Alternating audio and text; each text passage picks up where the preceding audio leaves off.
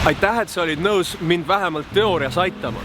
Aasta 2009 oli ma siin samas Järve-Selveri parklas, oli oktoobri-novembrikuu, esimene kord tuli taevast rämedat lörtsi maha ja ma nägin üks noor mees vanusega tänaseks 33 kerjas siin. Ta käis autode vahel küsimas raha, ma läksin ta juurde, küsisin, miks sa kerjad? Siis ta rääkis, et ta oli olnud kevadel sellel aastal tööl ja pani neid samu tänavakive ja siis tal juhtus tööõnnetus ja ta sai seljale haiget. Aga kuna töötas mustalt, siis ta ei olnud ravikindlustust ja jäi töötuks. Ja kuna see oli 2009 masu tippaeg, siis ta jäigi töötuks ja kui mina teda nägin, siis ta oli korterist ilma, sest tal polnud ei vanemaid ega lähedasi. Üks päev ma istusin autos siin ja nägin teda jälle kerjamas, mõtlesin, kuradi nõme, nüke vastik tunne oli. Ma tundsin, et kuidas ma nii abitu olen, et ma ei saa inimest aidata. Ja siis ma mõtlesin, mida teha ja ma läksin Selveri poodi, ostsin 3 raamatut. Saladus, enesehinnang ja kuidas ma teen sinust miljonääri. Ja ma kutsusin Reinu, ütlesin, et Rein, ma annan sulle raamatu, iga raamatu, mille sa läbi loed, selle eest sa saad 500 krooni vanas rahas ja kui sa mulle räägid, kuidas sa sellest raamatust said nii-öelda inspiratsiooni ja aru, kuidas sa oled ise süüdi ja põhjustad seda, et sa oled nii kaua tänaval olnud ja mida sa kavatsed ette võtta, et tänavalt välja saada. Ja täna me räägimegi seda, mis ta siis luges välja esimesest raamatust Saladus. Väga palju sain nagu enda kohta nagu teada, et siin on väga et ennem nagu selle asja peale nagu ei mõelnud. Kunagi mõtlesid, et kõik läheb sulle halvasti, et keegi ei taha sind. Kui ta hakkad mõtlema halvast, siis nagu see mõte on nagu magnet, et ta tõmbab kohe ligi teisi halvad mõtteid. Ma olen tänulik omad üldse, et on inimesi, kes on aidanud.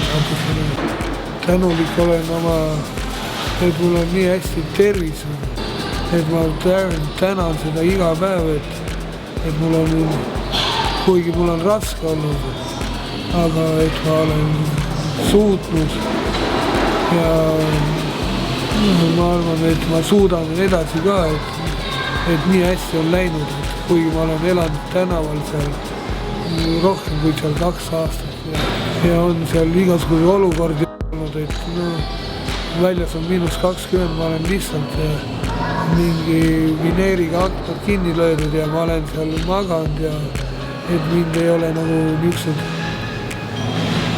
seal haigused, seal kopsupõletik või niimoodi, et ma olen tänulik selle eest üldse. Et siin nagu kirjutab, et tuleb anda kasvõi raha suhtes. Mida rohkem sa annad, seda rohkem sa tagasi saad. Mul nagu raha pole anda, aga ma proovin nagu teistmoodi midagi. Kuidagi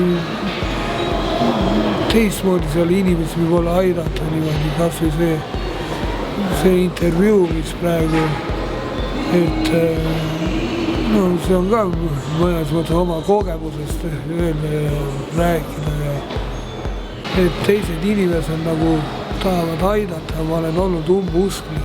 Nii palju oled tänaval elanud, siis nagu ei usalda ka nagu kõike kohe. Aga siin räägib, et ikka, et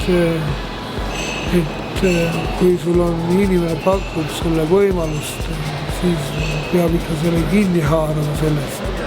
Et see raamat annab igale inimesele nagu, et sa leiad endale, kuidas elus edasi minna. No ma ka mõtlesin alguses, et mis seal ikka selles raamatus niimoodi on, aga lihtsalt ma kunagi ei olnud mõelnud selle peale. Aga siin leiab selle väga häid ideid ja mõtteid ja mul on väga hea meel, et ma lugesin. Oma vaatevinklit muudan ja ma arvan, et ma saan elus siis edasi.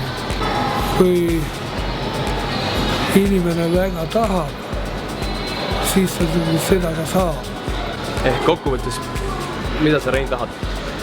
Ma tahan uuesti jalule saada, et mul läks hästi ja ükskõik, kui mul pakutakse mingit ideed, ma olen nõus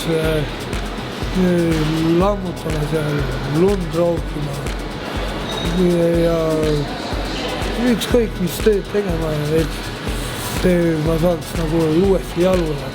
Ja ma arvan, see inimene, kes mind aitab ja kutsub tööle, ta jääb minuga rahule. Ka praegu on minu idee siis see, et kui sa tahaksid Reinu aidata, siis nagu sa ütlesid, kui sul on vaja lund rookida ja Rein lammutada, üks variant, kutsu Rein tööle. B, kui sa ei taha, su tööd ei ole pakkuda ja sa ei tea kedagi, kes saaks veel tööd pakkuda, saada raha. Või C, anna ideid, kuidas Rein saaks tänavalt välja, saaks rohkem raha tänavalt, kui ta veel on tänaval. Ehk siis töö, raha või ideed, kõik on teretulnud. Ilusaid jõule sulle, aitäh!